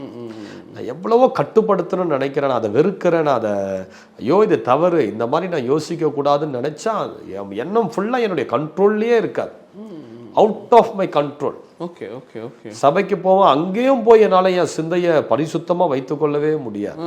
நான் ரட்சிக்கப்பட்ட அந்த ஒரு 6 மாத காலங்கள் என்னுடைய மைண்டில் வந்த அந்த போராட்டத்துக்கு அளவே கிடையாது. எவ்வளோ பேருக்கிட்ட போய் நான் ஆலோசனை, ஐயா பிரதர் இந்த மாதிரி பாஸ்டர் இந்த மாதிரி என் மைண்டு ஃபுல்லாக ஒரு மாதிரி என்னென்னமோ யோசிக்குது, நிறைய எண்ணங்கள் வருது, நீ ஜெபம் பண்ணப்பா, பைபிள் வாசிப்பா, இதே தான் சொல்லி அனுப்புவான். அப்போ என்னால் தாங்கவே முடியாத ஒரு நாள் ஆண்டவர் சமூகத்தில் போய் உட்கார்ந்து அழுது ஜெபம் பண்ணி, எனக்கு சிந்தையில் ஒரு விடுதலை வேணும், என் சிந்தை என்னுடைய கண்ட்ரோலுக்கு வெளியே இருக்குது ஆண்டவரே, நான் உங்களை நேசிக்கிறேன், அது உமக்கு தெரியும், நான் உமக்காக வாழணும்னு வந்துட்டேன், ஆனால் என்னுடைய மைண்ட் என்னை உங்களை விட்டு தூரம் எடுத்துட்டு போகுது, எனக்கு நீங்கள் தான் உதவி செய்யணும்னு சொன்ன பிறகு ஒரு அபிஷேகம் என் மேலே இறங்குச்சு. அவ்வளோதான். அதோடு அந்த சிந்தையில் இருக்கிற கட்டு உடஞ்சி போச்சு. அதுக்கு பிறகுதான் என் சிந்தை என்னுடைய கண்ட்ரோலுக்கு, ஆவியானுடைய கண்ட்ரோலுக்கு வந்து. இதுக்கு ஸ்பெசிஃபிக்காக நீங்கள் ஜெபிக்கும் போது அதனுடைய உடைஞ்சு ஃபாஸ்டிங் பண்ணி ஜெபிக்கும் போது அது உடைஞ்சு. அதுக்கு பிறகுதான் நான் தேவனுக்கு ஏற்றவைகளை சிந்திக்க ஆரம்பிச்சேன், கர்த்தருக்கு ஏற்றவைகளை சிந்திக்க ஆரம்பிச்சேன். அப்போ இது மனுஷருக்கு ஏற்றவைகளை சிந்திக்க வைக்கிறது என்பது ஒரு பொல்லாத பிசாசின் வல்லமை. உலகத்தனமா இப்படி வாழணும் அப்படி வாழணும், இது உலகத்தனமா தேவ சிந்தனை, தேவனுடைய சித்தத்துக்கு விரோதமா நம்மளை கூட்டி கொண்டு போகிற ஒரு பிசாசு. சிலருடைய வல்லமை நமது உணர்வுகளை பிடிச்சிருக்கு, எமோஷன்ஸை பிடிச்சிருக்கு. இந்த கோபம் இதெல்லாம் பார்த்தீங்கன்னா எமோஷன். இந்த நம்ம அழறோம், இந்த உணர்வுகள் இதெல்லாமே எமோஷன். அப்போ சில வல்லமைகள் என்ன பண்ணோம், நம்மளுடைய உணர்வுகளை கட்டுப்படுத்தி. சில பேர் வந்து பார்த்தீங்கன்னா கட்டுக்கடங்காத கோபம், ஆமாம், ரொம்ப ஷார்ட் டெம்பர்லாம் சொல்லுவாங்க, அதெல்லாம் அந்த பிசாசின் வல்லமை உணர்வுகளை கட்டுப்படுத்தி கொண்டு. கோபம் வந்தால் என்ன பண்ணுறது தெரியல. சில பேருக்குள்ள அந்த கசப்பு இருக்கும். சிலர் மன்னிக்கவே முடியாது அவங்களால. அந்த கசப்பு உணர்வை கொண்டு வருவதும் பிசாசின் கிரியை. சில பேருக்குள்ள அந்த செக்ஷுவல் டெம்டேஷன்ஸ் பயங்கரமா அலமோதும். அதை வந்து அவங்க கண்ட்ரோலுக்குள்ள கொண்டு வரவே முடியாது.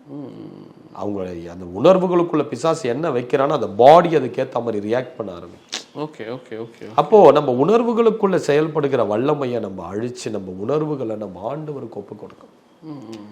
கர்த்தருடைய வசனத்தை வாசித்து வாசித்து வாசித்து, ஆண்டவரே என்னுடைய நாடி நரம்பு, என்னுடைய ஆவி, ஆத்மா, சிந்தை, என் முழு பலத்தோடு முழு ஆத்மாவோடு நான் நம்மை ஆராதிக்க எனக்கு உதவி செய்யுங்க அப்படின்னு சொல்லி நம்மை தாழ்த்தி நம்மை வெறுமையாக்கி தேவனுக்கு ஒப்பு கொடுக்கும் போது அந்த வல்லமெல்லாம் நம்ம உடம்புல இருந்து ரிலீஸ் ஆகி வெளியே போயிடும். அப்போ ஆவியானவர் கம்ப்ளீட்டா நம்மை ஆட்கொள்ளணும். எரேமியா சொல்றாரு பாருங்க, எலும்புகளுக்குள் அடைப்பட்டு எரிகிற அக்கினியை போல கர்த்தருடைய வார்த்தை என் இருதயத்தில் பற்றி எரிந்தது. அப்போ ஒரு தேவ பிள்ளை ரட்சிக்கப்படுவதற்கு முன்பதாக எலும்புகளுக்குள்ள பாவம் வாசம் செய்துன்னு பைபிள் சொல்லுது. அப்போ ஒரு மனுஷனுடைய எலும்புகளுக்குள்ள பாவம் எங்க போய் செட்டில் ஆயிருக்கமா, எலும்புகளுக்குள்ளதான் இருக்கமா. அப்போ அவன் ரட்சிக்கப்பட்ட போது ஆண்டவர் என்ன பண்றாரு, அவன் எலும்புகளுக்குள்ள தமது அக்கினியை ஊற்றி அந்த எலும்புகளை அபிஷேகம் எலும்புகளா மாற்றுகிறார். அப்போ இந்த எலிசாவினுடைய செத்த எலும்புகள் மேல ஒரு செத்த பிணத்தை, வாலிபனுடைய பிணத்தை போட்ட பிறகு அந்த எலும்புகளுக்குள்ள இருக்கிற அபிஷேகம் அவனை தூக்கி கண்டிப்பாக உயிரோடு எழும்பிடுச்சு பாருங்க. ஸோ அதுதான் விஷயம். அப்போ அந்த நம்முடைய இருதயம், நம்முடைய ஆத்மாவில் கர்த்தருடைய வார்த்தை என்கிற அக்கினி பற்றி எரியிற அளவுக்கு நம்ம தேவனுடைய வார்த்தைக்கு, தேவ பிரசன்னத்துக்கு, உபவாசத்துக்கு ஒப்பு கொடுக்கும் போது நம்முடைய சிந்தை, மனசு எல்லாம் கம்ப்ளீட்டாக டிரான்ஸ்ஃபார்ம் ஆகிடும். அப்போ அதை அழியிற வரைக்கும் நம்ம என்ன பண்ணணும்? ஒரு தேவ பிள்ளை உபவாசித்து ஜெபித்து நல்ல ஒரு தேவ மனிதனுடைய ஆலோசனையில நடந்து வாரம் சபைக்கு போய் தேவன் சொல்கிறது எல்லாத்துக்கும் கீழ்ப்படிந்து வாழும் போது நம்முடைய உடம்புல போராடுகிற இந்த வல்லமையெல்லாம் அழிச்சிடும். ஓகே. ஸோ இதில் எனக்கு ஆச்சரியமான விஷயம் என்னென்னா, போன முறை கூட நீங்கள் சொன்னீங்க ஒரு பாஸ்டருடைய மனைவி, அதாவது நான் ஜெபம் பண்ணும்போது அவங்க பாஸ்டருடைய மனைவி ஆடினாங்க பிசாசு பிடிச்சி. ஸோ இப்போயும் சில காரியங்கள் சொல்லிங்க, சில சர்ச்சுக்கெல்லாம் போகும்போது ஒர்ஷிப் பண்ணிட்டு இருந்த பிள்ளைங்க இதெல்லாம் கை வச்சு அவங்க ஆடினாங்க. பட் இதில் என்ன ஆச்சரியமாக இருக்குன்னா, இவங்களாம் ஒரு ரட்சிக்கப்பட்டிருப்பாங்க, அபிஷேகம் பண்ணியிருப்பாங்க, அந்நிய பாஷை பேசுவாங்க, இந்த மாதிரி தானே இருப்பாங்க. ஸோ இவங்களுக்குள்ள இந்த மாதிரி சாத்தானுடைய போராட்டங்கள் ஈஸியாக உள்ளே போயிட முடியுமா அப்படிங்கிற ஒரு கேள்வி இருக்குல்ல? முடியும். இப்போ நான் கொஞ்ச நாளைக்கு முன்னாடி திருவள்ளூரில் ஒரு இடத்துக்கு போயிருந்தேன். சரி. அந்த இடத்துல பார்த்தீங்கன்னா பாஸ்டரை தவிர அவங்க ஓல் ஃபேமிலியும் பிசாசு பிடிச்சிருக்கு. ஆனால் அவர் செய்கிறது விடுதலை ஊழியம். ஹோல் ஃபேமிலியில் எத்தனை பேர்? அவருடைய ஒய்ஃப், அவருடைய அப்பா அம்மா, அவருடைய தங்கச்சி, அக்கா, அவங்க அக்காவுடைய பிள்ளைங்க எல்லாருமே பிசாசு. விசுவாசிங்க பிசாசு ஆடுறதை விட இவங்க குடும்பத்துல இருந்து தான் பிசாசு அதிகமாடுது. ஆனா அவரு விடுதலை ஊழியம் ஆச்சரியமா இருந்தது. அவரை தவிர அவரால் விடுதலையாக்க முடியல. ஸோ ஹோல் ஃபேமிலி அவங்க எல்லாரும் வந்து ஜெபம் பண்ணி அவங்க குடும்பத்தில் எல்லாரும் பிசாசு ஆடி கீழே விழுந்து மேனிஃபெஸ்டேஷன் ஆகிருக்குது. அவங்க ஒய்ஃப் மட்டும் கிட்டே வரலை. அவர் கூப்பிட்றாரு, பாஸ்டர் கிட்டவா கிட்டவா ஜெபம் பண்ணிக்கணும். அது அப்படியே அந்த ஒரு அந்த உள்ள இருந்து பிசாசு சொல்லுது, வரமாட்டேன் வரமாட்டேன் வரமாட்டேன், கிட்ட நெருங்க மாட்டேன். கடைசியாக அவங்கள பிடிச்சி இழுத்துட்டு வந்து ஜெபிக்கும் போது அவங்க அப்படியே ஆட ஆரம்பித்தாங்க. ஆனால் நான் அவங்களுக்காக நான் விடுதலைக்குள்ளே கொண்டு போகல. ஏன்னா அந்த இடத்துல நம்ம அவங்களுக்காக ஜெபிக்கும் போது அவங்க கீழே விழுந்து பிசாசு ஆட ஆரம்பிச்சிட்டாங்கன்னா சபையில் சலசலப்பு உண்டாய். பாஸ்டர் அம்மாவே பேயாடுறாங்க. ஆனால் நான் சொல்லிட்டேன், நீங்கள் தனியாக வாங்க, கூட்டிகிட்டு வாங்க, நான் தனியாக இவங்களை விடுதலை ஆக்கணும்னு சொல்லிட்டு வந்துட்டேன். அந்த மாதிரி சில விஷயங்கள் என்னன்னா, பிசாசு பிடிக்கிறது ஒன்று, நீங்கள் பிசாசை பிடிச்சிருக்கிறது ஒன்று. ஓகே. சில பேர் வந்து அவங்க பிசாசை பிடிச்சிருப்பாங்க. பிசாசை பிடிச்சிருப்பாங்கன்னா தேவ சித்தத்துக்கு ஒப்பு கொடுக்காதவர்கள். அவங்க இஷ்டத்துக்கு அவங்க நினைக்கிறது தான் நடக்கணும்னு சொல்லுவாங்க. நான் என்ன விருப்பப்பட்டோன்னா அதுதான் என் வாழ்க்கையில் நடக்கணும். அப்படி தன்னுடைய சுய சித்தம், தன்னுடைய விருப்பம் இதில் நடக்கணும்னு விரும்புகிறவங்க இவங்க பிசாசை பிடிச்சுப்பாங்க. பிசாசு உங்களை பிடிச்சிருந்தா தோற்றது ஈஸி. நீங்கள் பிசாசை பிடிச்சிருந்தா நீங்கள் தான் அதை விடணும். இல்லை, இது கேட்கும் போதே ஆச்சரியமா இருக்குல்ல. ஏன்னா இப்படிப்பட்டவங்களுக்கு இப்படி நடக்குமா? ஊழியக்காரவங்களுக்கே இந்த மாதிரி இருக்கும்போது, ஸோ இது இது மிகப்பெரிய ஒரு மிஸ்ட்ரி மாதிரி இருக்குது. அது எப்படி அது நடக்கும்? அது ஆண்டவருடைய கரம் அவங்க அப்படி எடுத்துக்க முடியாது. ஆண்டவர் கரம் இருக்கும்போது பிசாசனுடைய இது இப்படி இவ்வளோ வல்லமையாக செயல்படும் அப்படின்னு. அதாவது இயேசு கிறிஸ்து மார்க் 1ஆவது அதிகாரத்தில் ஒரு ஜெப ஆலயத்துக்குள்ளே போகிறாரு. அங்கே ஒருத்தன் இருக்கிறான், யூதன் தான் அவன். அவன் ஆலயத்தில் தான் உட்கார்ந்து இருக்கிறான். ஒரு யூதன் என்ன பண்ணணும்? தினந்தோறும் ஆலயத்துக்கு போகிற பழக்கம் முடியும். காலையிலே ஒரு பலி செலுத்துவாங்க, அப்போ ஜெபிப்பான். மாலையில் ஒரு பலி செலுத்துவாங்க, அப்போ ஜெபிப்பான். இதை தவிர்த்து ஜெப ஆலயங்களிலே தினமும் அனுதினமும் அவன் ஜெபத்துக்கு போகிறவன், பைபிள் வாசிக்கிறவன், ஆராதனை செய்கிறவன், அவனுக்குள்ளேயே பிசாசு. அப்போ நம்ம சபைக்கு போகிறதுனால பிசாசு எல்லாம் நம்மளை தொடாதெல்லாம் கிடையாது. நிறைய பேர் சபைக்குள்ள இருக்கிறவங்க தானே பிசாசு ஆடுறாங்க. அவங்களுக்கு தான் விடுதலை. நிறைய கிறிஸ்தவர்களுக்கு தான் இப்போதைக்கு விடுதலையே தேவைப்படுது. அப்போ சபைக்குள்ள தான் இருக்கிறாங்க. 18 வருஷமா அவ ஆலயத்துல தானே இருக்கிறாங்க. ஆனா பிசாசின் கட்டுப்பாட்டுல தான் இருந்தார். ஓகே. இயேசுவை தேடி வந்து எவ்வளோ பேர் வந்து யூதர்கள். இதெல்லாம் ஒரு அறியாமையில இருக்காங்க அப்படின்னு தான் சொல்ல முடியுமா? ஜனங்களுக்கு அறியாமை. இப்போ நிறைய வசனங்களை சுட்டி காட்டுறாங்களா? இந்த மாதிரி வசனங்கள்லாம் இருக்கு, பிசாசு ஒன்று இது பக்கத்தில் வர முடியாது, ஸோ நீ டச் பண்ண முடியாது. சும்மா பிரதர், அதெல்லாம் சும்மா நம்ம தான் தேத்திக்கிறோம். அப்படி பிசாசு பக்கத்தில் வராது. சரி, இயேசு கிறிஸ்துவையே, இயேசு கிறிஸ்து யாரு? தேவன், ஆண்டவர், வானத்தையும் பூமியும் படைத்த சர்வ வல்லமையுடையவர். பைபிள் சொல்லுது, அவரையே பிசாசு தூக்கிக்கிட்டு தேவ ஆலயத்தின் உப்பரையின் மேல கொண்டு போய் நிறுத்துறான். தூக்கிட்டு போனான்னு தான் சொல்லுது. கண்டிப்பா. ஓகே. அப்போ ஒரு தேவ குமாரனையே தூக்கிட்டு போய் ஒரு காரியத்தை அவருக்குள்ளேயே இன்டியூஸ் பண்றான், முயற்சிக்கிறான். மேல இருந்து கீழே குதி, ராஜ்யத்தெல்லாம் பாரு, இதெல்லாம் என்னுடையதுதான்.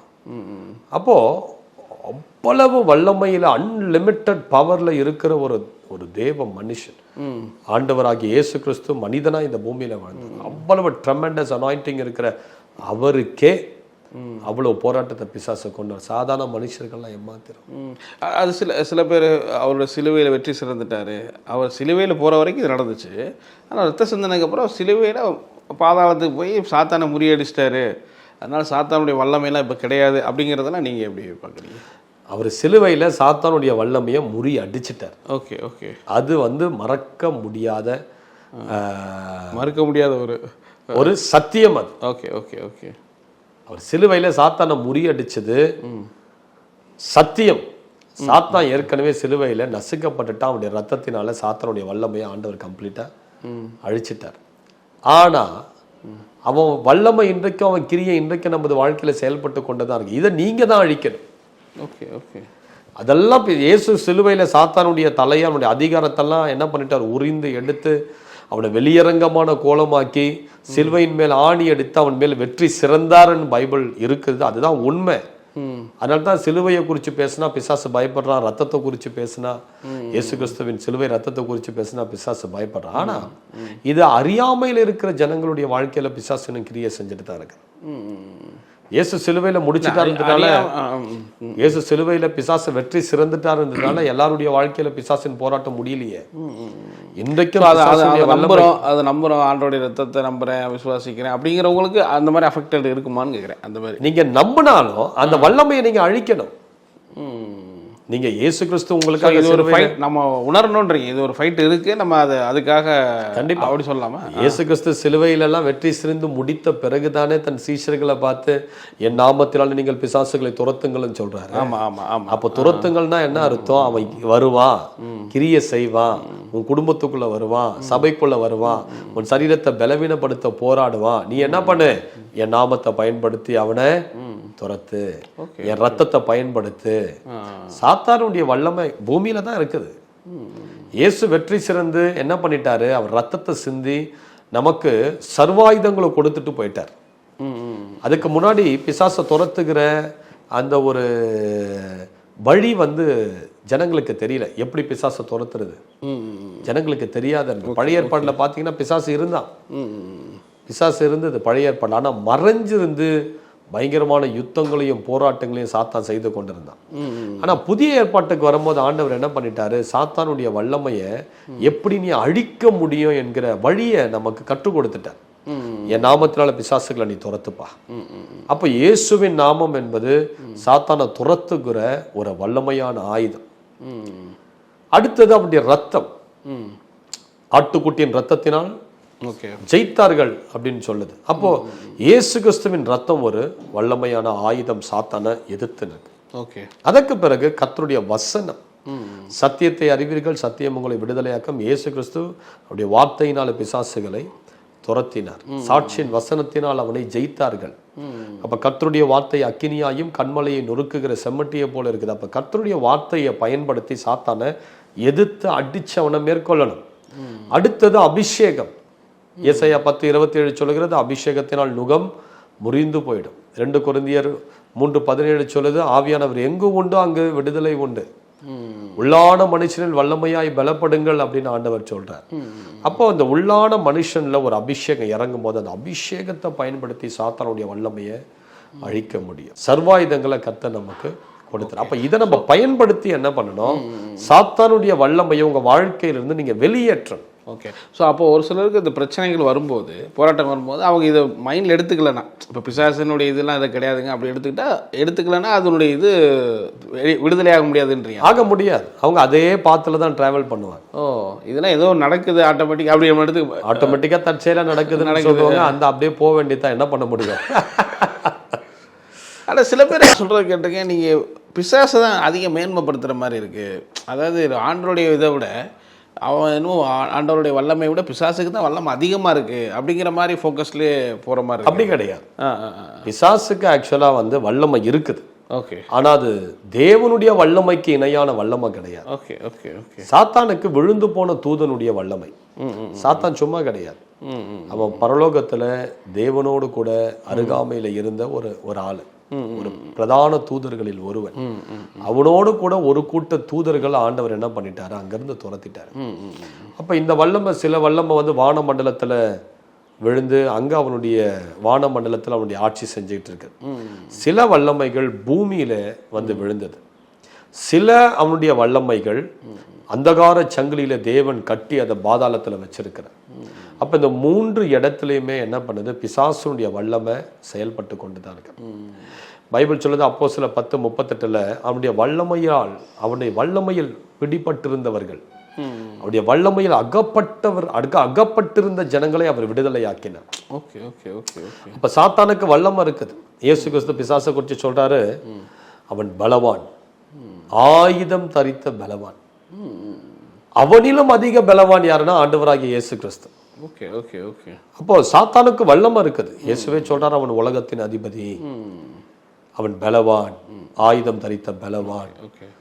ஆனா அவனிலும் அதிக பலவான் யாருன்னா ஆண்டவராகிய இயேசு கிறிஸ்து. அதான் ஆண்டவருடைய வல்லமைக்கு நிகராக சாத்தானை கொண்டு வரவே முடியாது பிரதர். Okay okay. ஆண்டவருடைய வல்லமை வந்தது என்பது யாராலுமே நெருங்க முடியாத ஒரு வல்லமை. சாத்தானை அங்கெல்லாம் ஒப்பிடவே முடியாது. ஆனா மனுஷ வல்லமைக்கு மேற்பட்டதுதான் சாத்தானுடைய வல்லமை. Okay okay okay. சாத்தானுடைய வல்லமை என்பது மனுஷனுடைய வல்லமைக்கு மேற்பட்டது. அப்ப இந்த சாத்தானுடைய வல்லமையை எதிர்கொள்ளதான் ஆண்டவர் என்ன பண்றாரு, நம்மள ஒரு சூப்பர் நேச்சுரல் ஹியூமனா மாற்ற அவருடைய அபிஷேகத்தை நம்ம மேல ஊற்றுகிறார். அப்போ ஒரு அபிஷேகம் பெற்ற தேவ பிள்ளை மேல ஒரு சூப்பர் நேச்சுரல் பவர் செயல்பட ஆரம்பிச்சிருது. என்ன பவர்? சாத்தானை எதிர்க்கிற அதிகாரம், சர்ப்பங்களையும் தேள்களையும் மிதிக்கிற அதிகாரம், அவர் நாமத்தினால் அவனை துரத்துகிற அதிகாரம், அவனை கீழ்ப்படுத்துகிற. ரோமர் 14 சொல்லுது, சீக்கிரமாய் சமாதானத்தின் தேவன் சாத்தானை உங்கள் கால்களின் கீழாய் நசுக்கி போடுவார். சர்ப்பங்களையும் தேள்களையும் மிதி, சிங்கங்களையும் விரியன் பாம்புகளையும் மிதி. அப்ப ஆண்டவர் என்ன பண்றாரு, ஒரு மனுஷனை அபிஷேகிக்கும் போது அவனுக்கு எப்படிப்பட்ட வல்லமை வருதுன்னா, இந்த எல்லா வல்லமைகளையும் மிதிக்கிற ஒரு அனாயிண்டிங், ஒரு அதிகாரத்தை கத்தரவனுக்கு. இந்த அதிகாரத்தை தான் நம்ம உணரணும். இப்ப இந்த அதிகாரத்தை நீங்க உணர்ந்து செயல்படலைன்னா சாத்தான் உங்களுக்கு மேலதான் இருக்கிறான். அவன் தான் உங்களை கட்டுப்படுத்தி கொண்டிருக்க போறான். அப்ப எப்ப இந்த அதிகாரத்தை உணர்ந்து சாத்தான மிதிக்கிற அந்த வல்லமையை கர்த்தருக்கு கொடுத்திருக்கிறார். ஒரு அபிஷேகம் பெற்ற தேவ மனுஷன் மாத்திரம்தான், தேவ பிள்ளை மாத்திரம்தான் சாத்தான மிதிக்க முடியும். மற்றவங்களால இப்போ அந்த வசனங்கள்லாம், இப்போ வாக்குத்தத்த வசனங்கள், நிறைய வசனங்கள் இருக்குல்ல, அதெல்லாம் நம்ம பேசும்போது, அறிக்கையிடும்போது, திங்க் பண்ணும்போதெல்லாம் அப்படிலாம் பிசாசு நம்ம கூட அப்படிலாம் அண்டாம இருக்க முடியாதா? பக்கத்தில் அப்படிலாம் அப்படி திங்க் பண்ண முடியாதா? அவனே வசனத்தை பேசுறவன் தானே. நீங்க என்ன வசனம் பேசுறீங்க? அவன் நம்மளை விட சூப்பரா. Okay okay. இயேசு கிறிஸ்துகிட்டே பிசாசு என்ன பண்றான்? வசனம் தானே பிரதர் பேசுறான். இந்த கல்ல அப்பமா மாத்தன்னு சொல்றான். இது வந்து பாயிண்டடா பண்ணணும்ன்றீங்க இல்லையா? பிசாசை துரத்துறதுங்கிறது ஒரு பாயிண்டடா ஜபிக்கணும்ன்றீங்க. இப்போ நீங்க உங்களுக்கு அந்த மைண்ட்ல அந்த பிரச்சனை இருக்கும்போது பாயிண்டடா அதுக்கு ஆண்டவருக்கு ஜபிக்கும் போது நடந்துச்சு. போராடுன அவனை, போராடி எதிர்த்து அவனை வந்து பிசாசுக்கு எதிர்த்து நில்லுங்கள், அப்பொழுது அவன் உங்களை விட்டு ஓடி போவான். நீ எதிர்த்து நிற்காத வரைக்கும் அவன் கூட தான் இருப்பான். எதிர்த்து நிற்காத வரையிலும் பிசாசின் வல்லமையோடு தான் அவங்க இருக்க போறாங்க. அதே கட்டுல தான் இருக்க போறாங்க. நிறைய பேர் நம்ம விடுதலை கூட்டத்துக்கு வராங்க, சில கால்கள்ல பார்த்தா ஒரே பயங்கர புண்களா இருக்கும்.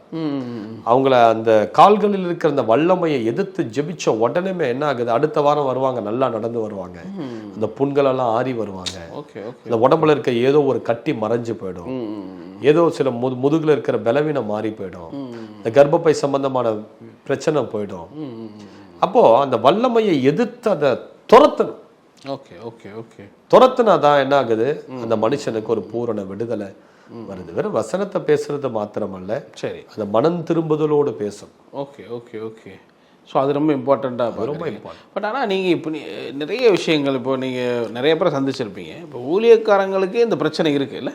பிசாசின் பிடிகள் வந்து அவங்களே ரொம்ப அட்டாக்காக இருக்காங்க அப்படின்னு சொல்கிறீங்க. ஓகே, பட் அதுலேருந்து விடுதலை ஆகணும்னா இப்போ அதுக்குன்னு நம்ம தனிப்பட்ட ஒரு ஃபோக்கஸ்டு பண்ணணுன்றீங்களா? அந்த பிசாசின் ஊழியக்காரங்க ஏன் பொதுல மாற்றாங்கன்னா அதுவும் ஒரு அறியாமை. Okay okay. ஜப குறைவு, தேவனுடைய பிரசன்ஸ் குறைவு, உபவாச குறைவு, வார்த்தை குறைவு, தேவனுடைய சித்தத்துக்கு விலகி செய்யும் போது அவங்க பிசாசின் கட்டுப்பாட்டுக்குள்ளே போய் சிக்கிக்கொள்கிறாங்க. Okay okay. ஒன்றும் இல்லை, நேற்று ஒரு பாஸ்டர் வந்திருந்தார். எங்கேருந்து வந்தார் பேர்லாம் கேட்கல, பட் தன்னை பாஸ்டர்னு சொன்னார். சரி. பட் ஓன்னு அழுதார். நான் கேட்டேன், என்ன பாஸ்டர் அழுறீங்க சொல்லுங்க. அவர் சொன்னார்,